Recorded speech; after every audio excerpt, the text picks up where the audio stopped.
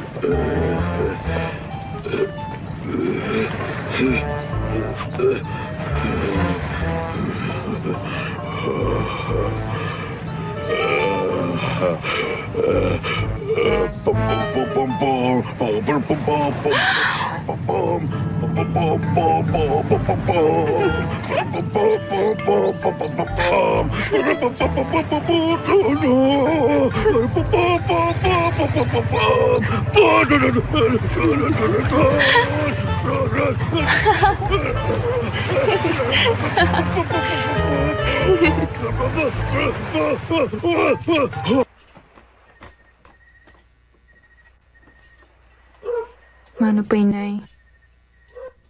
Kumuha ka na ng pinggan mo at Mano kumain po, ka na. tay? Gusto ko, Santo.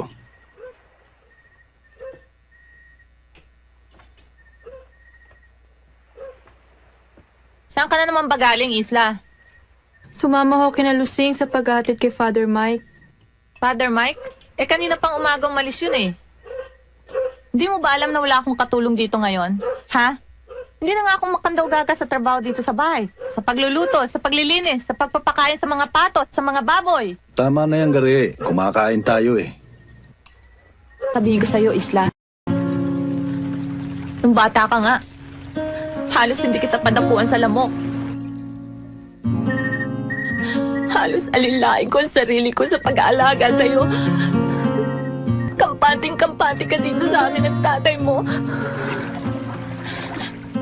Pero kung talagang gusto mo, sige! Hindi ka namin pipigilan ng tatay mo. Gari, tama na naman yan. Ano ba? Parang hindi mo itong kausap mo ah. Basta, alam ko, lahat ginawa ko. Lahat ng katungkulan bilang ina ginawa ko. Isa pa, higit sa lahat, wala akong nalalamang dahilan para ganituhin niya ako. Baka naman ikaw, Kadyo, may nasisilip sa iyong bata, kaya tayo ginaganito.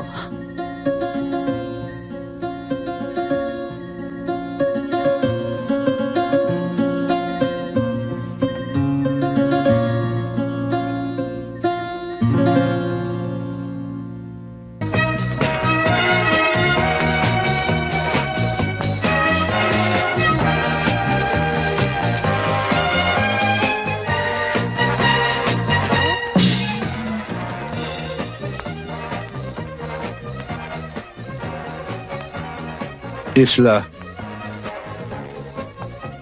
nasaan ang nanay Gari mo? Pinauna po akong umuwi para makapagluto ng hapunan. Wag po, Tatay Kadyo! Wag po, Tatay Kadyo! Halika rito! Isla! Wag po! Wag po, Tatay! Wag po! Ayoko! Ayoko po! Halika dito! Ayoko!